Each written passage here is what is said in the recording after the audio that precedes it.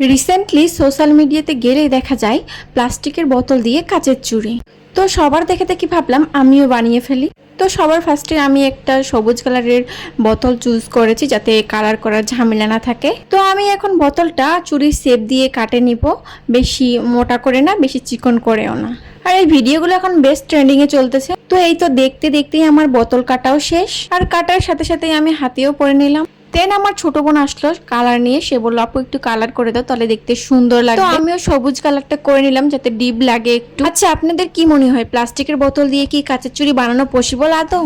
আচ্ছা যাই হোক, চুরি হয় কিনা সেটা দেখার জন্য কিন্তু ফুল ভিডিওটা দেখতে হবে। তো আমি একটা আয়রন মেশিন নিয়ে নিয়েছি, তারপরে সেটাতে ভালো মতো হিট দিয়ে নিয়েছি। তারপরে সেই প্লাস্টিকের গোল শেপটা সুন্দরভাবে ঘোরাচ্ছিলাম। দেন অনেকক্ষণ পরে দেখলাম একটু চুরির শেপে আসছে। এটা দেখে তো মনে হচ্ছিল শেষমেশ হয়তো চুরিই হবে, কিন্তু দেখেন অবস্থাটা কি হয়েছে, একদম বাঁকা হয়ে গিয়েছে। আসলে আমার দ্বারা এগুলো পসিবল না, আর অনেক ধৈর্য দরকার, আমার এতটা ধৈর্যও নেই। তো প্লাস্টিকের বোতল দিয়ে চুরি হয় কিনা সেটা নিয়ে আমি এখন বহুত কনফিউজ। আমার মনে হয় না যে হয়, আবার হাতের অবস্থাও 12টা বেজে গিয়ে। যাই হোক ভাই, শুধু সেলিব্রিটিদের কাছেই হয়, আমাদের কাছে হয় না।